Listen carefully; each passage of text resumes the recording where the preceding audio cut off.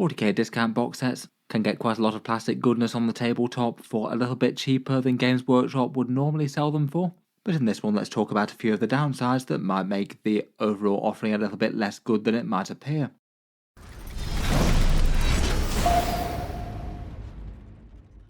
Hello and welcome back to Warspets Tactics, where today I thought we'd talk about Games Workshop's discount offerings and potentially a few of the downsides that they have, as well as the good stuff that they can bring. I feel like in 10th edition, more so than any other edition in Warhammer 40k so far, Games Workshop have decided to really go big on discount Battle Force box sets. They've come out with far more of them in 2024 than they basically have in just about any other year, and there's a good chance that we've got plenty more to go with the Christmas Battle Force box sets. Between them and a whole bunch of Combat Patrol releases, they've chosen to take it to the next level in terms of farming these out quite a lot. The general idea with these is that they bundle a whole bunch of shiny plastic kits together, sometimes with some sort of theme, sometimes being a bit of a core starter set for the army, and then sell the box sets at around about 30 to 40% of the total price they'd normally sell those miniatures for separately. The individual Battle Force box sets are one and done, so once they sell out they go away for good, and the Combat Patrols stay around. In general, they can be a pretty powerful way to get a whole bunch of miniatures on the tabletop for far cheaper than Games Workshop would normally sell them for. So it can be quite a nice way to start a faction or expand one if they align perfectly with the things that you wanted to buy anyway. I feel like in the past Games Workshop was far more reluctant to do any sort of discount deal, so it's kind of nice to see them embrace that a bit more in the current 40k. Though for all the on-paper good deals they potentially can be, they definitely have plenty of downsides for a few different reasons that might make the on-paper savings look far less good. In terms of frequency of these deals coming out though, it really has stepped up over the past 5 or 10 years or so. In the early 2010s and before that, if they had any sort of plastic kits or in one big box, it tended to be a special event and was really quite a notable occurrence. Occasionally it happened with things like an edition launch box, but maybe a little bit infrequently between that. Then one regular thing that started coming out for them were the Christmas discount Battle Force box sets. Again, I believe these started in force sometime in the sort of early 2010s, and since then, being big sellers, Games Workshop has kept up the releases quite consistently with them. In their modern format, there tends to be around about 6 Warhammer 40k box sets, all released and going on sale before Christmas time, and before 10th edition there tended to be one of the best sources of these big bundle deals, and often offered bigger, more exciting miniatures than things like the Combat Patrols did.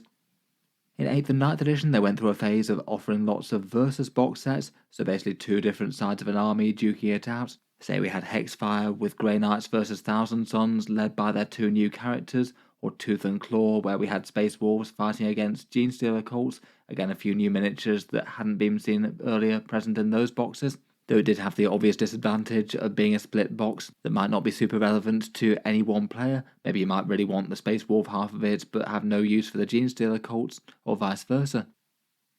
In 10th edition though, the new model seems to be that as well as the more stable Combat Patrol box sets that have been reinterpreted to fit that game mode, so generally taking all the big chunky stuff out, there don't tend to be any more tanks and vehicles in those box sets, but along those for each faction that gets a release in 10th edition, they also release a Battle Force box set or a launch box. The launch box happens if they happen to have a new range of miniatures coming out, say like the Dark Angels Deathwing, the Kroot or the Blood Angels, and otherwise they get a Battle Force set, basically broader, older miniatures repackaged at a discount, but then throwing in something like a unique special character that hadn't been released before as a bit of an upsell to get access to them early. They tend to attract a lot of attention, and Games Workshop seems to have gone just really heavy on them. We even had 2 sets for the Chaos Space Marines, and then somehow 3 for Imperial Agents. And for the most part, I'd say that the focus quality of the offerings has often gone up a bit. Some of them are a bit hit and miss, but being focused to one army and often being a bit more centered around more recent miniature releases. A lot of them have had quite a lot of appeal, some of them have sold out very fast.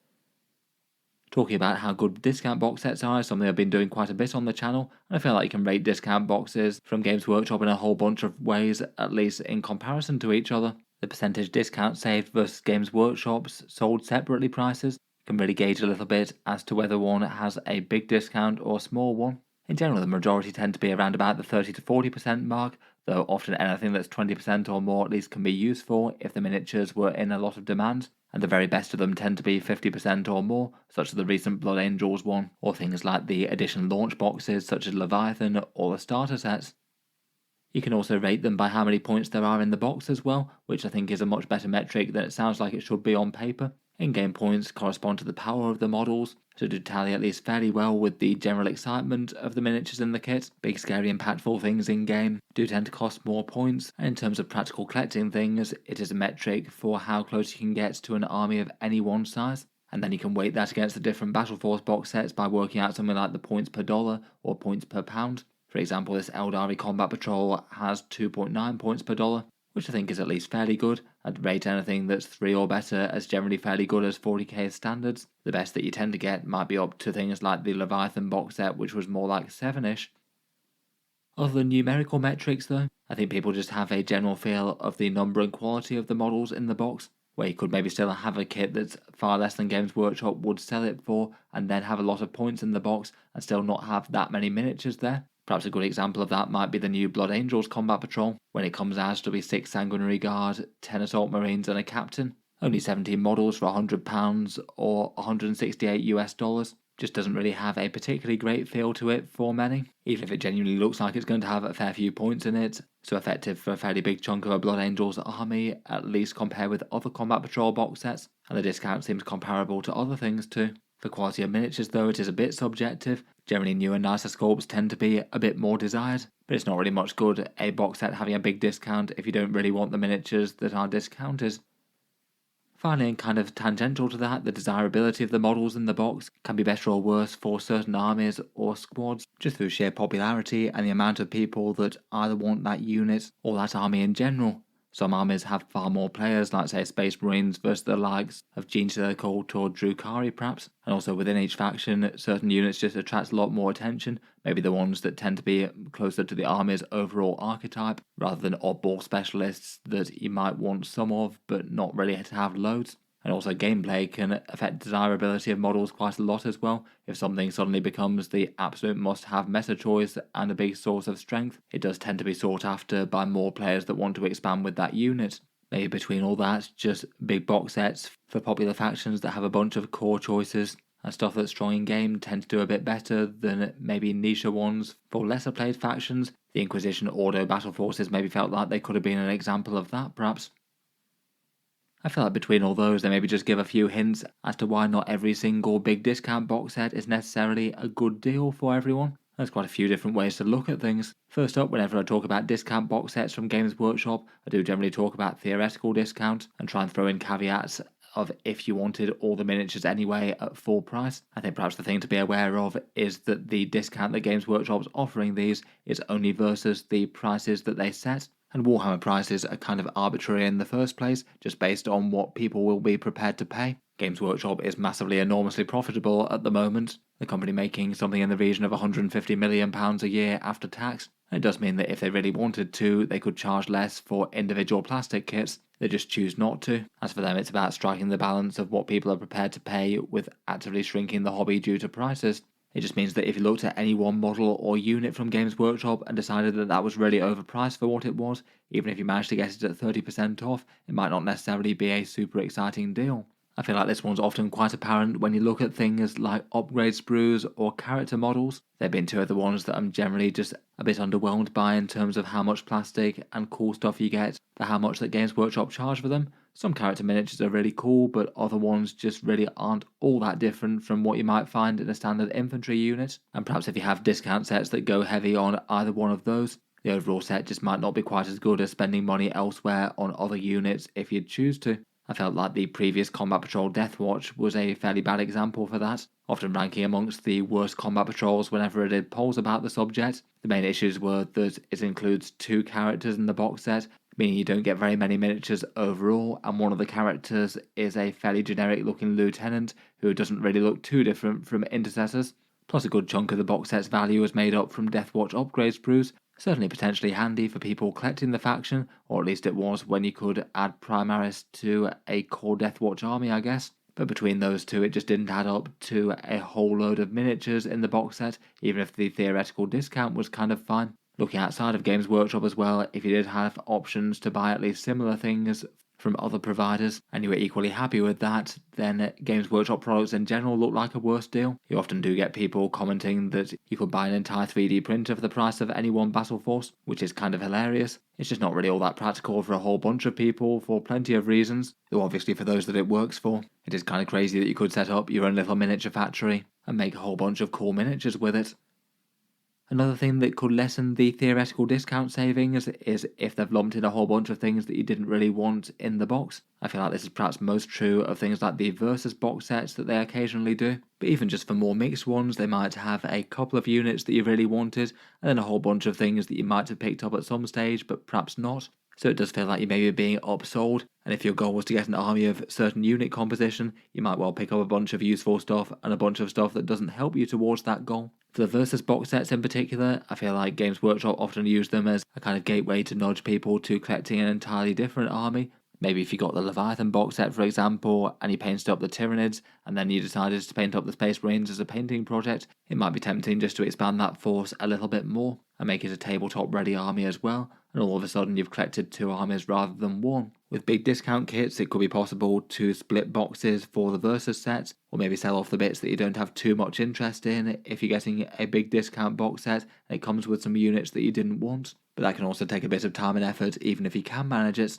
I think in reality though, on the other hand, a lot of people aren't really too adverse to having a slightly arbitrary collection of units if they do get a fair few for the price that they pay for them. It can just be nice enough to have a few alternative options if you're growing an army. And with Games Workshop rules, they change around quite a bit, and lots of units might unexpectedly have a chance to shine. Tying in with the entire thing of winding up buying things that you didn't really want as much as the idea of using miniatures to sell things that are already in the range, I feel like that's been a bit of a gimmick with the 10th edition Battle Forces in particular. The offering often tends to go as you get a new character miniature that won't be out for a good few months individually, and if you want that miniature right then and there, then you need to pick up the Battle Force box set bundled with a bunch of things from the army already. I think it maybe feels a little bit of the way with some of the Kill Team versus box sets they've done in the past. They've gone with a system of releasing one entirely new Kill Team per box set with them, and then the other one is basically older miniatures, but you have an upgrade sprue thrown in. Admittedly, sometimes it does add a lot of value, but otherwise I'd argue doesn't really change the vibe quite so much. Maybe things like the Space Marine Phobos one or the Tau Pathfinder one didn't really add quite as much to the theme or feel of them as some of the other sprues that they've done. On the other hand though, I feel like Games Workshop perhaps used to do this a bit more over previous editions. Say for example, loads of Space Marine box sets that had Reavers as a feature, a unit that some people like, but definitely felt like they had far less broad appeal than some of the other ones, and basically haven't ever been standout strong in game. I feel like the Alt Knobs had that quite a bit as well, and maybe a few other things that just tended to appear in all the discount box sets that faction got. More recently though, I feel like they do tend to skew the Battle Force box set a lot more to miniatures that have come out in the more recent past. The Christmas Battle Forces in particular often seem to follow up releases that have happened over the past year or so. Things like when we got discounted Angron for the World Eaters, or a bunch of new Tyranids including the Norn Emissary for the Christmas box in 23. Well, I feel like this maybe is a bit of a negative and maybe ties in with trying to encourage you into buying things that you might not have super huge amounts of use for. It's maybe a bit less of a factor for newer players. If you're just getting into a faction, then basically every miniature is a new model, so new miniature releases might be a little bit less of a big factor. Finally, the potential downsides of the discount box sets, and maybe more so in 10th edition than other things, is the entire fear of missing out aspect. And I'm sure there's plenty of you watching who might have bought entire box sets that you didn't really have the time or hobby space to be able to deal with, just because they seem to give a really good deal on the miniatures within, and an army that you might have wanted to collect in the past. I feel like when you're collecting 40k, you only really have enough hobby headspace to really buy paint and play with so many Warhammer things before you start to run out of time or interest. And Games Workshop's release cycle keeps up a pretty frenetic pace. Over this year and last year, between the Boarding Actions box sets and then all the Battle Force sets that have followed for 10th edition, we've had more discount offerings of limited run things than we basically ever have before. And I feel like at least for some of those, you might be tempted to pick up the limited time offering to paint them up later sometime, which on paper could be a good deal if you can absolutely plan what you're going to be doing in the future and what you're going to have time or motivation for, but becomes far less of a good deal if you buy something that was theoretically good and then it just sits in the cupboard on the pile of shame and doesn't get assembled or played with. I feel like you can do a bit of maybe planning for the future, and sometimes it might genuinely be good to jump on a deal even if you don't have loads of time for it right at this moment. But if you do wind up doing that, it does kind of come with having to be a bit more controlled in the future. If you have, say, 5 or 6 armies on the go and always pick up every single discount deal for all of them and then start new projects beyond that, you're probably going to start getting overwhelmed.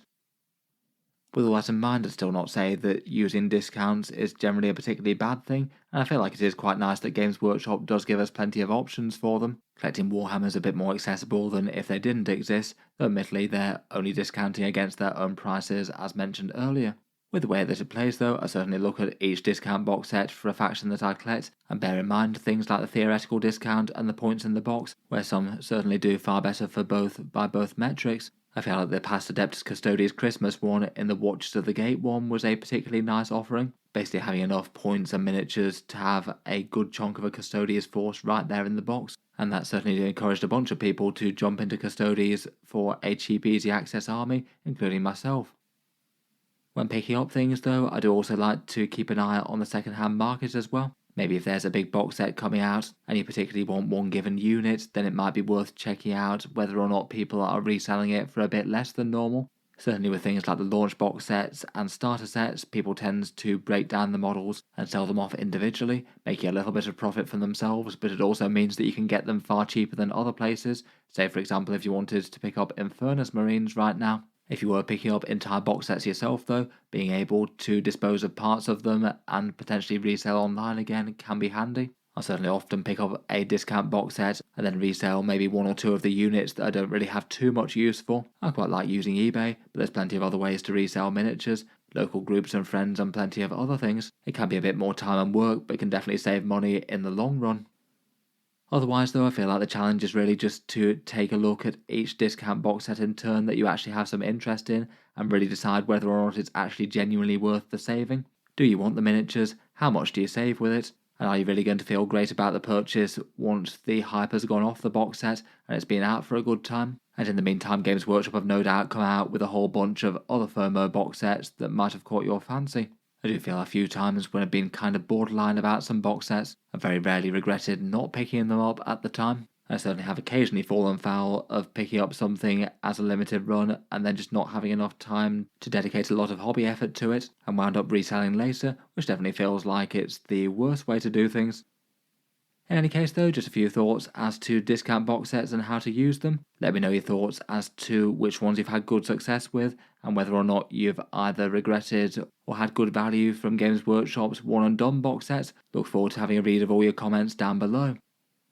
Feel free to subscribe to Auspex Tactics if you'd like to see more like this. I'll certainly keep the 40k videos coming with new ones most days.